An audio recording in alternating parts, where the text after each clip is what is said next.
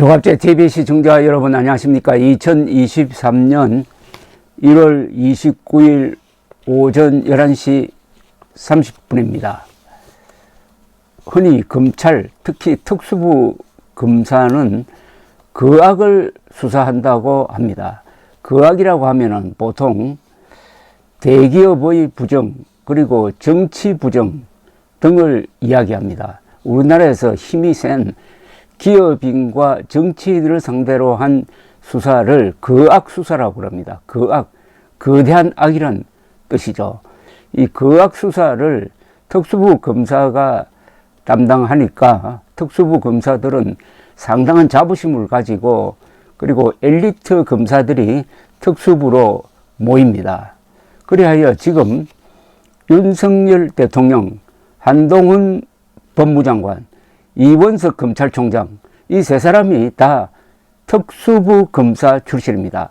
특수부 검사가 대통령 그리고 법무장관, 검찰총장 이 자리를 같이 차지한 것은 대한민국 역사상 처음입니다. 그런데 이 세 사람이 깨끗한 사람들입니다. 그리고 문재인 정권 때 뒷조사를 많이 당한 사람입니다. 세탁된 사람이라는 거죠. 깨끗한 사람이라는 거죠. 깨끗한 엘리트 특수부 검사와 맞서고 있는 사람이 이재명입니다. 이재명은 어떻게 보면은 거악으로 기준하는 데 있어서 모든 조건을 완벽한 거악의 화신입니다. 거악의 화신 이재명과 3대 특수부 검사 출신 인사, 대통령, 장관, 검찰총장 이 지금 맞서고 있으니까 이미 게임은 끝났습니다. 결과는 한 100대 0의 스코어로 이재명이 참패할 것입니다.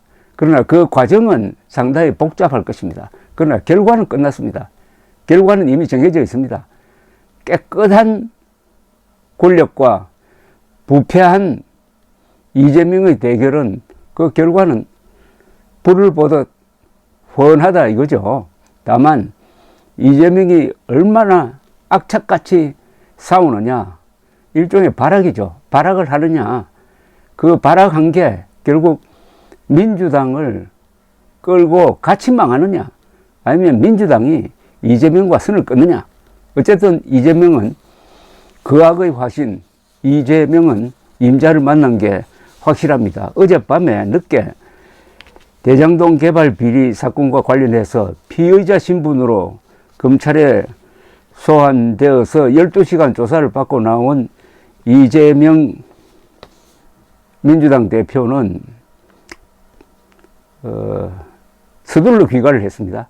그런데 짤막한 코멘트를 하고 떠났습니다. 그런데 그 내용이 상당히 부실합니다. 뭔가 기가 꺾였다, 주눅이 들었다는 느낌을 지울 수가 없습니다. 이재명은 진실을 발견하기 위해 조사하는 게 아니라 기소를 목표로 조작하고 있다는 느낌을 지울 수 없다라면서 추가 소환하기 위해 시간 끌고 했던 질문 또 하고 제시한 자료 또 제시하고 질문을 지연하는 이런 행위야말로 국가 권력 사유화하는 아주 잘못된 행동이란 생각이 든다라고 했습니다. 변호사 자격 소지자가, 더구나 국회를 장악한 거대 야당 대표가 검찰의 신문에 진술 거부로 대응한 것이야말로 유례가 없는 갑질입니다. 그래 놓고 검사의 집요한 추궁을 국가 권력의 사유화라고 과장, 조작, 선동하고 있는 겁니다. 그러나 뭔가 들어갈 때와 나올 때 너무나 많이 달라져 있었습니다. 검찰 관계자는 이에 대해서 수사팀은 조사를 지연한 사실이 전혀 없다, 장기간 진행된 사업의 비리 의혹으로 범위와 분량이 상당히 많고 최종 결재권자에게 보고되고 결재된 자료를 토대로 상세히 조사를 진행한 것이라고 반박을 했습니다. 검찰은 이 대표 측에서 심야 조사에 응하지 않아 조사를 종료하고 추가 조사 필요성이 있어 2차 출석 조사를 요구했다고 밝혔습니다. 그런데 이재명은 들어갈 때 발표한 성명서에서 아주 검찰을 그냥 응징하겠다는 자세를 보였습니다. 이렇게 이야기했습니다. 윤석열 검사 독재 정권이 정적 제거를 위해서 국가 권력을 사유화한 최악의 현장입니다. 이제 이 나라가 검사에 의한, 검사를 위한 검사의 나라가 되어가고 있습니다. 권력자와 가까우면 어떤 죄도 면해주고 권력자에 대항하면 사법살인도 마다하지 않습니다. 국민 여러분, 겨울이 아무리 깊고 길다 한들 봄을 이길 수는 없습니다. 아무리 권력이 크고 강하다고 해도 국민을 이길 수는 없습니다. 그러면 이런 검찰과 맞서기 위해서 들어갔더라면 이재명 피의자는 당당하게 진술을 해야 될 것 아닙니까? 그런 게 아니고 진술 거부를 선택을 했는데 이것은 가장 소극적이고 패배주의적인 수비책입니다. 수비. 진술조서가 200쪽이나 된다는데 대부분은 아마도 검찰의 집요한 질문일 것이고 답은 이미 제출한 진술서에 가름하겠습니다 라고 아주 짧았을 것입니다. 수사가 조작되었다면은 검찰의 엉터리 질문을 규탄하고 이를 기록에 남겨 나중에 바깥에서 선전하는데 이용하려 할 터인데 그런 기록조차 남기지 못할 정도로 검사의 신문이 충실하여 말문이 막혔다고 봐야 되죠. 임자를 만났다고 봐야 되죠. 검찰 특히 특수부 검사들은 거악과 싸운다고 하는데 이재명이야말로 한반도의 두 거악 김정은, 문재인과 같은 반열에 오를 만하다는 사실이 어제 입증이 되었습니다. 첫째, 피의자가 국가수사기관인 검찰을 이렇게 오만하게 대하는 것은 국법 질서에 대한 도전이고 최악의 갑질입니다. 그 악의 제일 조건이 바로 국법 무시 자세입니다. 두 번째, 그 악은 많은 결탁 세력이나 비호 세력을 거느립니다. 거대 야당 민주당은 이재명의 개인 비리 방탄 조직으로 전락했습니다.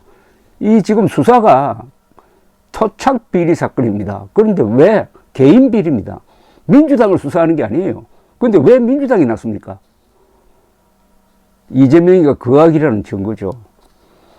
그 밖에 많은 좌파단체 일부 기자들이 그 악 이재명의 편입니다. 선거법 위반 사건에서 그에게 면죄부를 주어 대통령 출마를 가능하게 했던 김명수의 대법원도 그 악 이재명의 편으로 봐야죠. 대장동 수사를 뭉갰던 김호수 검찰총장 휘하의 구수사팀도 이재명 비호 세력화 되었습니다. 조폭 출신의 쌍방울 전 회장 김성태 또한 이재명의 변호사비 대납 의혹을 사고 있습니다. 그는 이재명 지사 시절의 경기도 및 수상한 대북 브로커와 연계해가지고 천안함 폭침범 김영철 등 김정은 정권에 수백만 달러를 건넨 혐의가 있습니다. 이렇게 정리하면은 정당, 기자, 조폭, 자칭 시민단체, 법원, 김정은 정권과 연계되거나 결탁한 거대한 악의 축이 그려집니다. 이재명이가 그 악의 화신이라는 이야기입니다.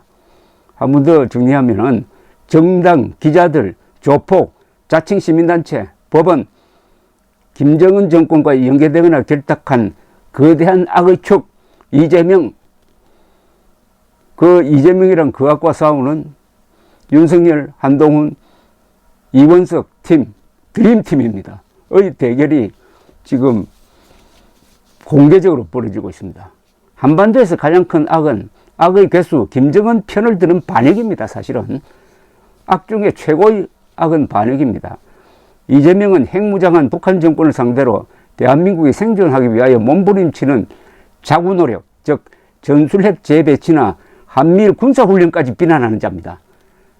반역 세력이란 이야기죠. 이재명은 부패와 반역을 겸한 악의 종합 선물 세트입니다. 네 번째, 이재명은 이런 반역과 부패를 저질러 놓고도 그리고 이미 정과 사범의 기록을 소지한 상태에서도 자신은 한 점 부끄러움이 없는 순결한 정치인이라고 사기를 치고 있습니다. 부패 반역에 위선을 더한 존재란 뜻이죠. 다행히 그악 이재명을 수사하는 편에선 즉 법치 수호 세력인 윤석열, 한동훈, 이원석 이 세 사람은 가장 깨끗하고 이 부분에서는 가장 유능합니다. 약점이 없는 유능한 권력이 가장 무서운 법입니다. 이재명은 딱 걸렸습니다. 6번째, 따라서 이재명은 이 게임에서 참패할 수밖에 없다는 이야기죠.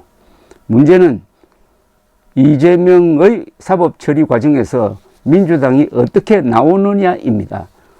이재명을 과감하게 버리고 변신하여 내년 총선에 임한다면 국민의힘은 고전할 것입니다. 그러지 못하고 이재명에게 미련을 두고 감싸면서 당내 분란이 심해지면 총선에서 폭망할 것입니다. 그악 이재명을 사법 처리하면은 대한민국의 그악의 한 50%는 자동 처리되는 게 아니냐 하는 생각이 듭니다. 감사합니다.